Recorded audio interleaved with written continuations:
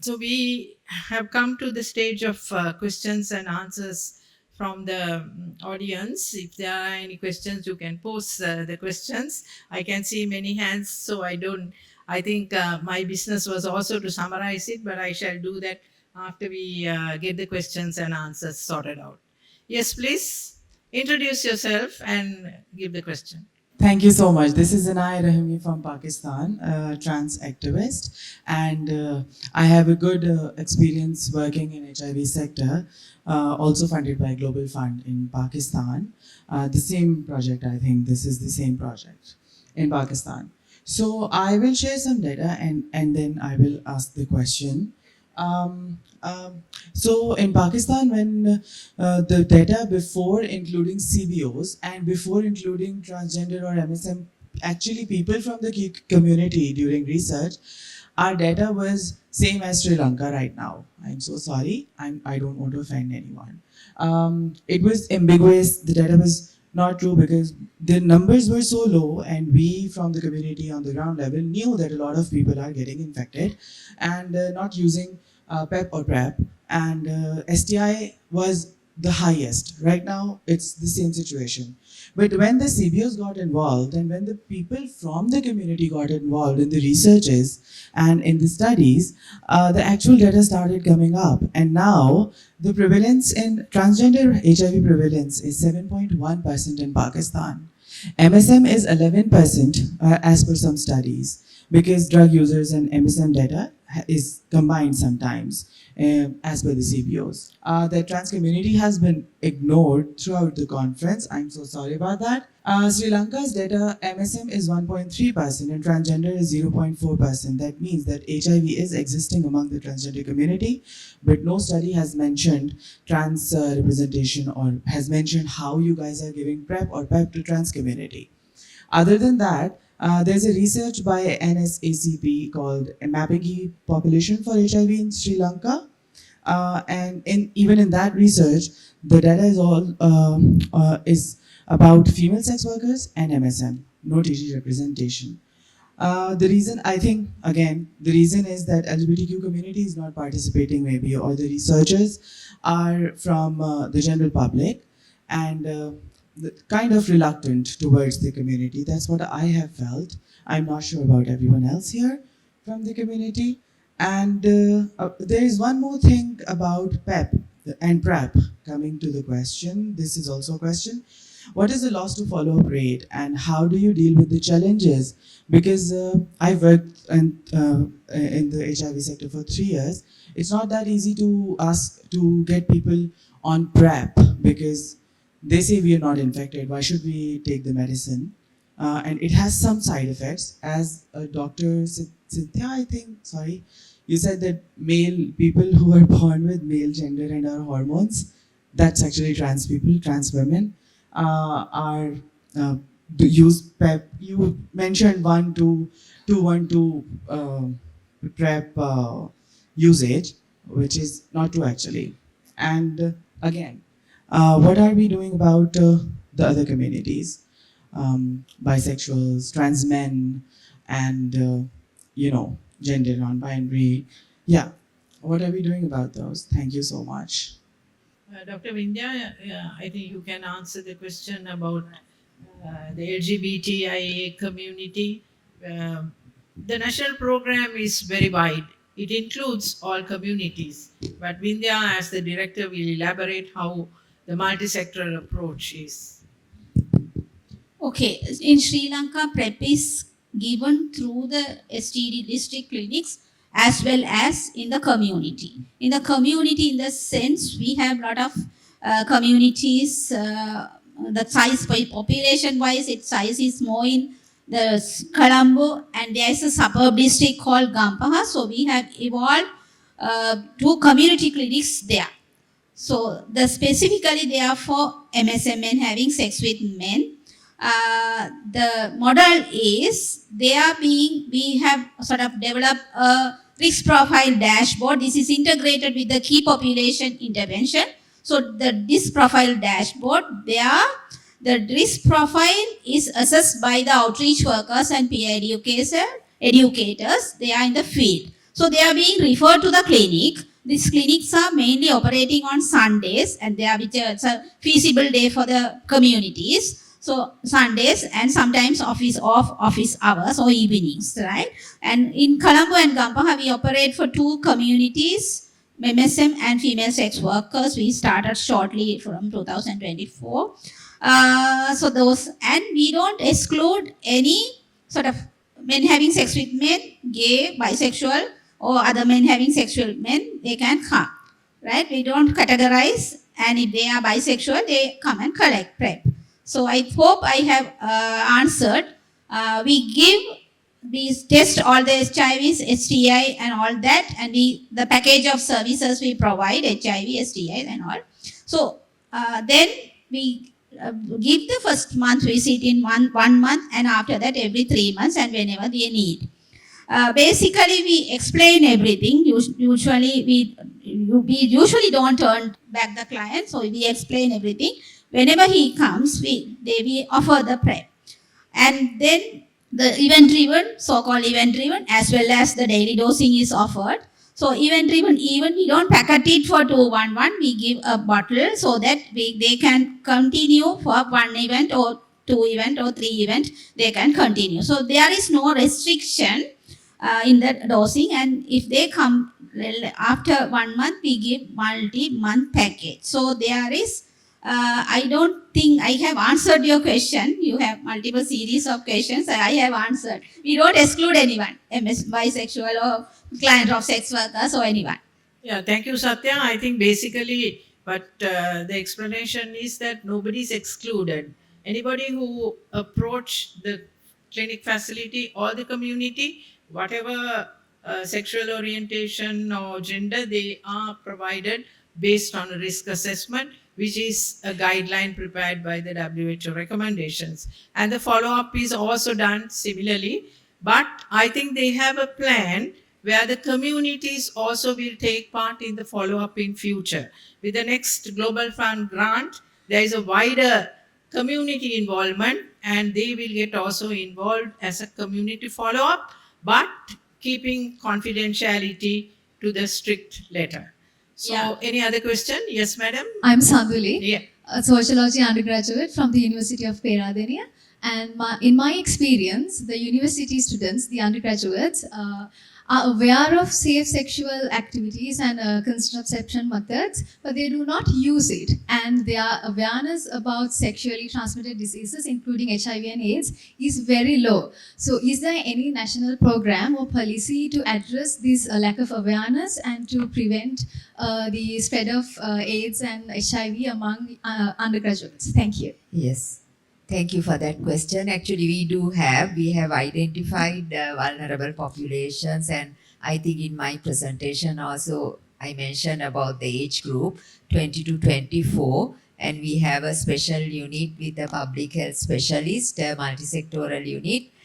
So we have a national plan. I think in the recent past, due to the COVID and the economic downturn, there were issues, but we are approaching the universities through the Ministry of Higher Education, through the Vice Chancellors and Deans. Next year, it will roll out. Thank you.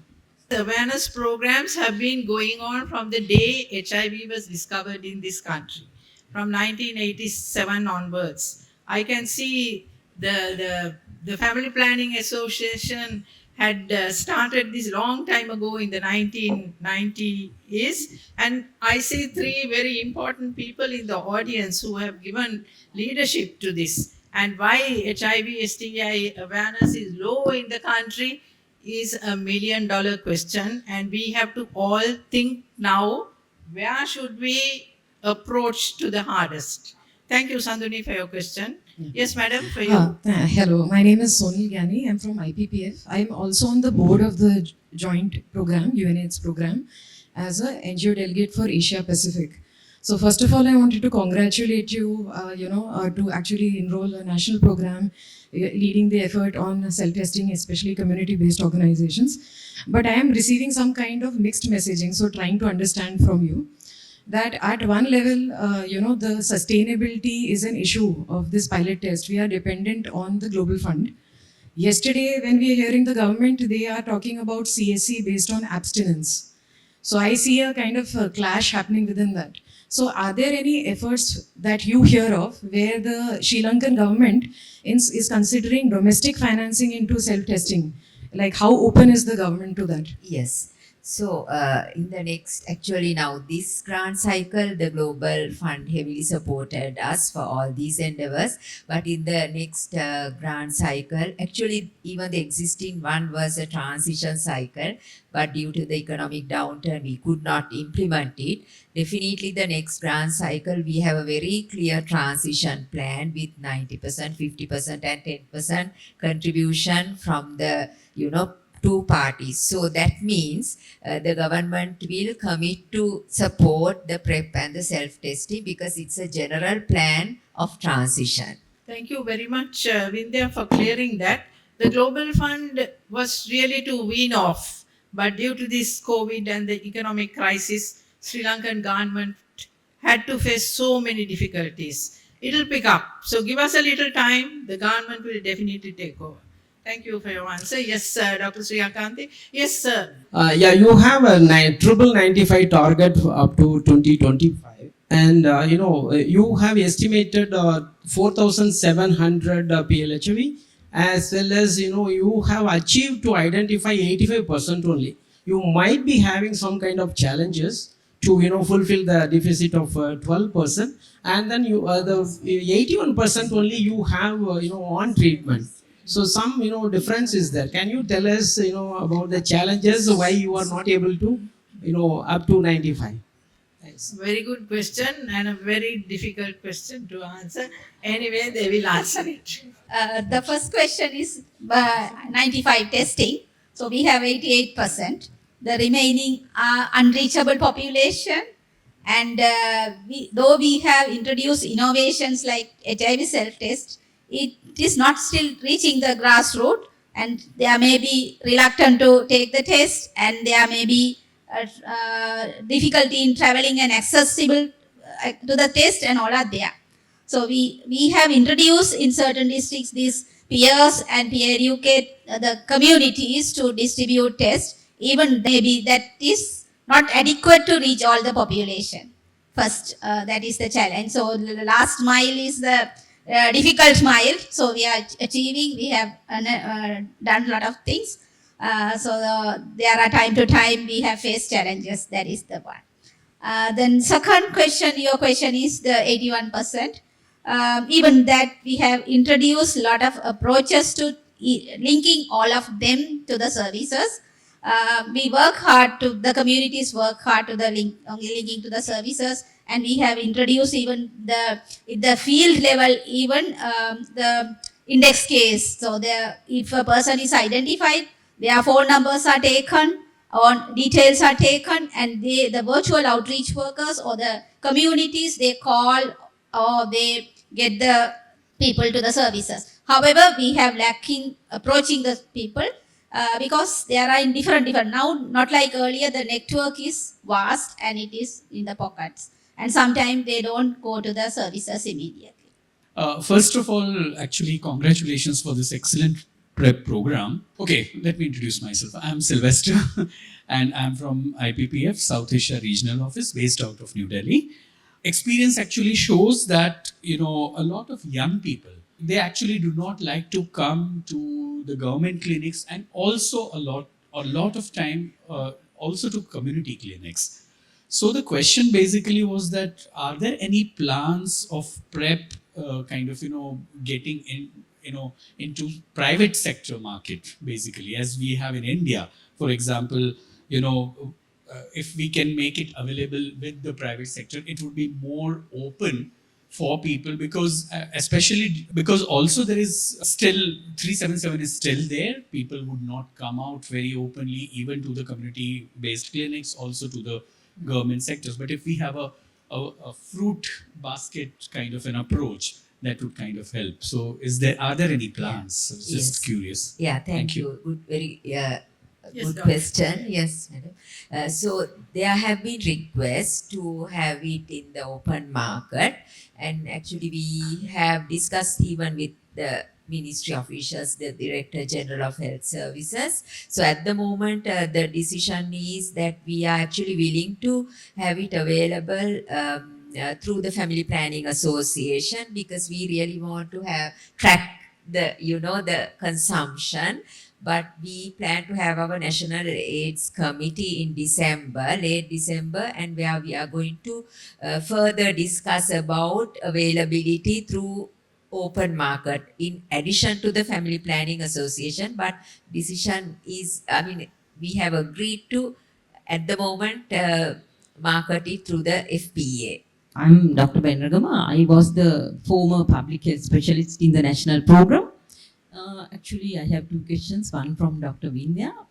I understand that I have been entrusted by the Family Planning Association to register two products, this PrEP and the self-testing, oral test. So I understand that there are 4 companies in the country who have been registered already in the National Medicinal Authority. So we have potential to have the PrEP through the government funds. Is there any plan to do that?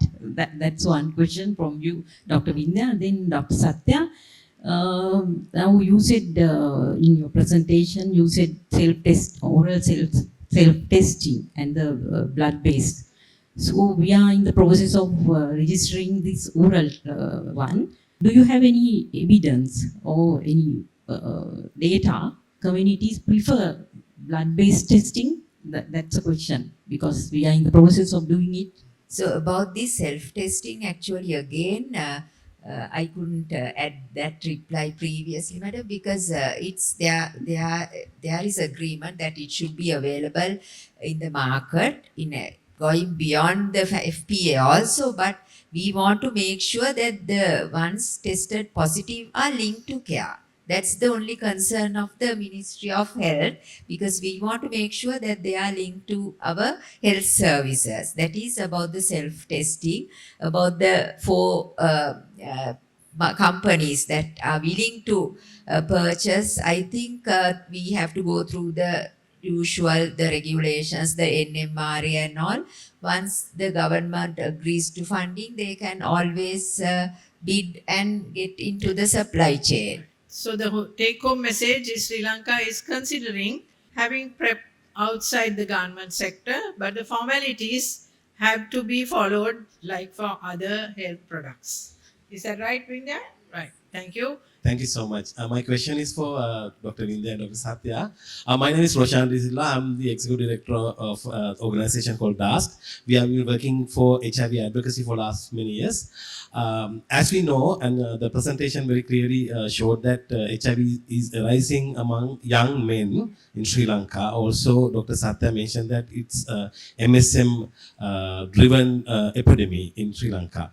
So, my question, I have 2 questions. The one is like, so is there any proper solid plan for us to like prevent this, the whole epidemic for the next round of the Global Fund project within next 3 years times? If so, what are the interventions you will have taken and or like planning to take? The second question is like, in NSP, National Strategic Plan of NSSCP, it is very clearly mentioned that the enabled environment is like assured to the people who's been affected by HIV, which is like discriminative laws. It has mentioned in previous NSP also, or the present NSP also. Is there any interventions or anything you have done or like planning to do in future to remove these discriminative laws, especially for sex workers and LGBT community? Thank you. Thank you very much, Roshan and Dr. Bendagama. And first of all, I have to answer Dr. Bendagama's question. She asked about if there are any evidence. Right, we have a lot of evidence for the both HIV oral based and blood based. And so we have a lot of evidence for the blood oral based because we have started in 2020. They are feasible and usability is good and lot of things. And blood based we shortly started. So there is, I can't say the preference because that is only oral fluid and this is a prick. So there is a preference difference also, but communities, they have different perspective and they like both. and cost-wise, first is the oral is higher and the blood-based. However, there is a WHO request and WHO recommendation to register both oral-based and differentiated care services. So we initiated that, but we couldn't do it. If you need evidences, we have plenty. That's, I think I answered your question. Right. Thank you. Again, Mr. Roshans. Roshan, like now, legal point of view, repealing laws, repealing laws, we have sort of initiated talking and all, but nothing, it's moving forward. However, within the boundaries of is laws, there are a lot of activities are being conducted, and the stigma, discrimination related the cases, numbers and all are much less. Though the National STDs control program, not its perspective, the other organization and NGOs, CBOs are doing a lot on that. And what you call that periodic review also said to repeal those laws, but it is difficult. But with the boundaries, the work has done, and we have facing lot of much less cases related to those laws. So we are continuing to work on that. Thank you so much. Add to what Roshan asked, just we are committed, we support that. I just let her ask because she's leading the subcommittee on this. We have 4 subcommittees in the national program according to our national strategic plan, and she's leading the legal subcommittee. So we have to revitalize. I know it has not met recently, so Roshan will revitalize the subcommittee, and we are committed to those activities. Thank you. So thank you very much for the questions and the answers given. In summary, the take-home message of this session is that Sri Lankan government and is supported by the Asian countries is following the WHO recommendations and the policies and principles on innovations for HIV reach through self-testing and HIV PrEP. And Sri Lanka is willing all the time to work as a free health service, a non-fee living service, and the government of Sri Lanka will be committed in future when the economy improves and the health system improves further, especially the national program with community support to reach out the most needed people. Nobody will be left behind. And this doctor raised this important point as to what this gap is among the people who are started on treatment. So there is 2 sides to that, the facility and the individual. So the individual also will be lifted up to make the full benefit of the ARVs that is provided free of charge with the support of their own communities. So those are all coming in the next grant cycle, which will commence on the 1st of January next year. So Roshan's question is also to make the environment more enabling so that the key populations are not discriminated, not stigmatized, but they have equal access to health services, to ARTs, to STs, eye treatment, everything. The GC7 is a very descriptive and a very comprehensive proposal. So we need the services, the support of the communities in the country, and also the development partners and you people who are also doing work in your communities, in your countries. Please hold hands with government of Sri Lanka and make Sri Lanka remain a low HIV prevalence country. Thank you very much.